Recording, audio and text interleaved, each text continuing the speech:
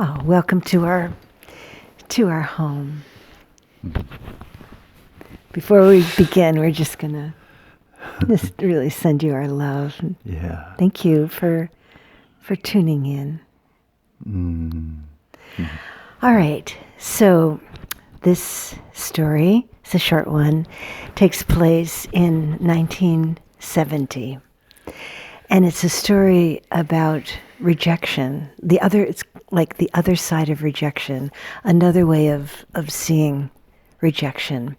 So as I've mentioned in these videos, I've had the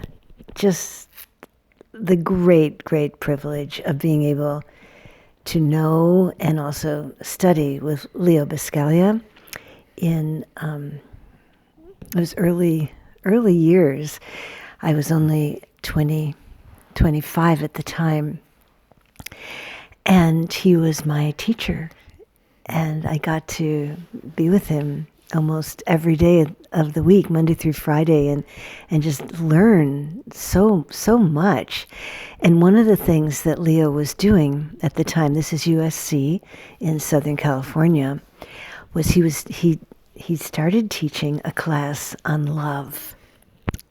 And, USC is a very respected, older university.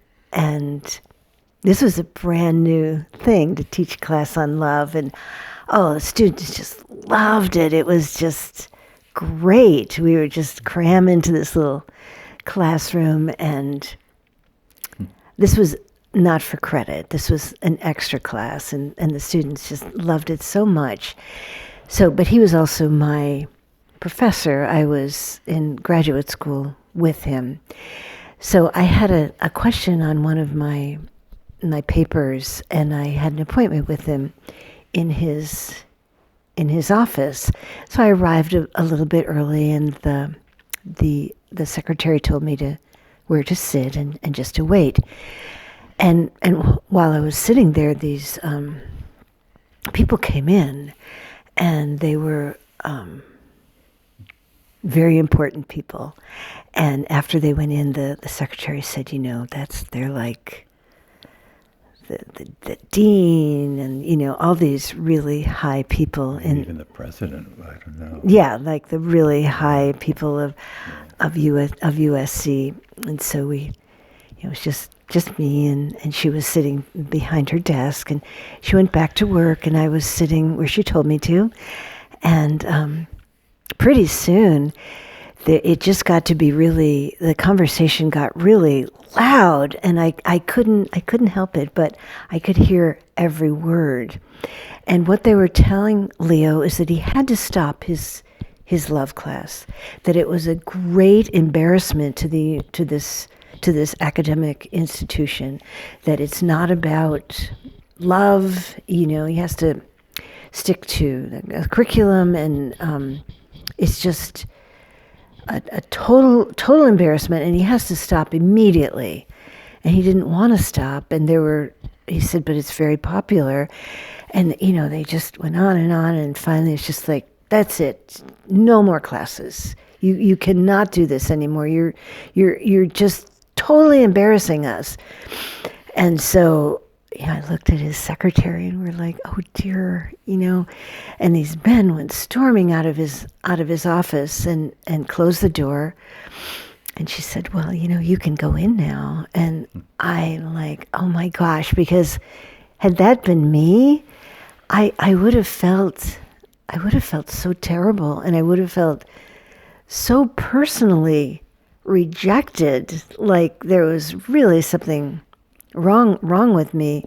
And I thought, boy, he's going to be in such a sad place and feeling so rejected. So I walked in, and he looked very sad. And I said, I'm sorry, but I couldn't help. I overheard everything. And he said, I feel so sad for those people. I have so much love to give, and they're going to miss out. And I'm like, wow. There was no pity for himself, no sadness for himself. It was the sadness for the other people that they were going to miss out on this beautiful love that he had to give. So Leo went on to give his love class in his own home. We happened to be almost next door neighbors, so we attended all those classes, which were fabulous. And then he left the university perhaps a year after that. He went on to write a book about love that was an instant bestseller, and he became a national sensation. There were 10,000 people at every lecture he ever did, and people were so hungry to learn about love. So, but the reason I'm telling this story is that, the rejections happen all the time. And perhaps you're experiencing a rejection from a friend, a relationship that you're in. Maybe it's a sibling, a family member. Rejection. And the natural thing is to feel like, what did I do wrong? Just to take it all on personally. And so I like to, when this happens to me, I like to try and do what Leo did, and to feel, oh, this person is missing out on all the love that I could give them. And it just changes everything to realize we are such beautiful people, and in our heart we have so much to give. And if the other person is just like, I don't want to see you again, blah, blah, blah, they're missing out on this gift that you can give. That incident outside his office has had a very profound effect on my life. So I hope by telling this story you can maybe just change a little bit the way that you feel about rejection too. Barry, do you have a song to sing? Actually, I have a little story to tell.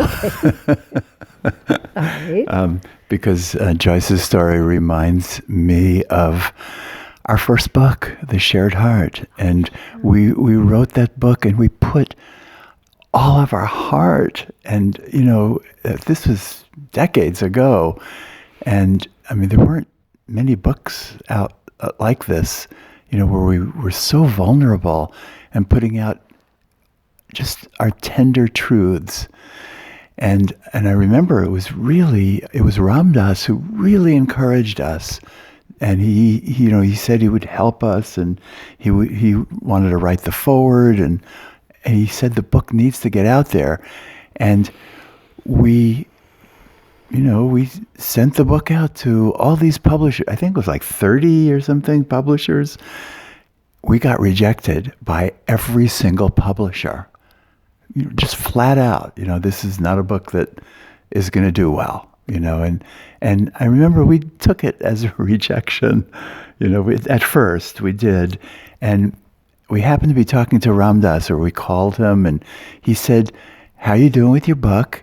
And we said, well, we just got 30 rejections, and we're thinking to give it up, that it's maybe not meant to be. And what he said was so powerful. He said, if you give up because of 30 rejections, you're not the people I thought you were.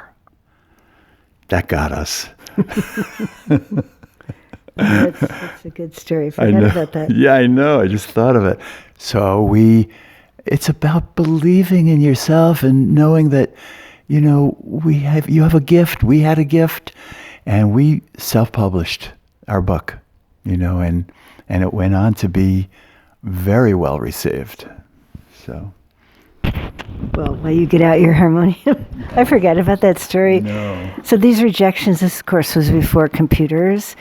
So the rejections would come in letters. Some would come, dear, our names, and there would be a letter about the book. But some of them, about a third of these rejections, would come on half a piece of paper, not even a whole piece of paper, but a half a piece of paper, just like a copied, no, we don't, no, blah, blah, blah, like completely impersonal. Like a Xerox copy. Yeah. This is a long time ago. Okay, so this is actually a song I wrote about how everything is a mirror of who we are.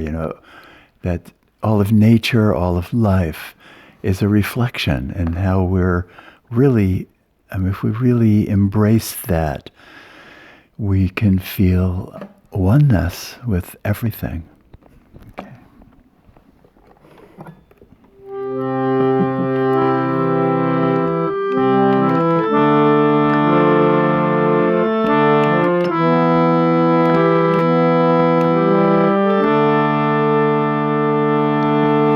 I see you in the river when the light shines through your waves. I see you in the mountain whose summit I often crave. I see you in the trees as you reach up to the sky. And I see you in the desert when your vastness fills my eyes. You're light, you're strong, you're reaching, you're vast. You're all that I want in each moment that I have.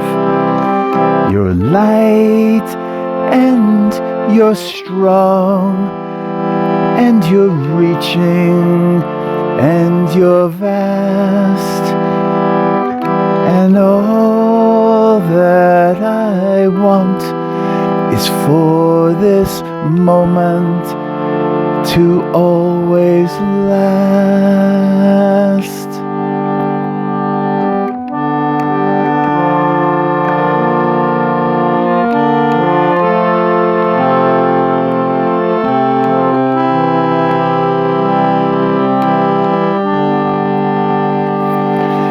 You're my mirror, I live in you, I am you, you are me.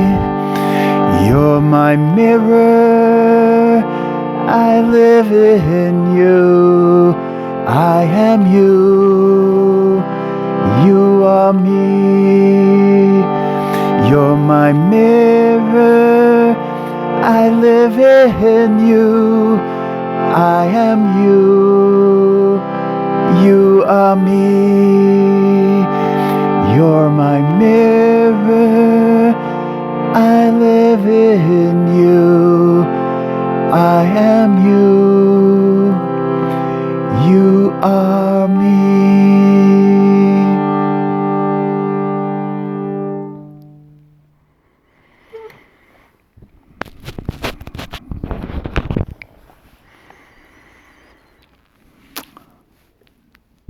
So if we can feel how all of life is a beautiful reflection of who we are, and especially can we all feel that we have wonderful gifts to offer in this lifetime.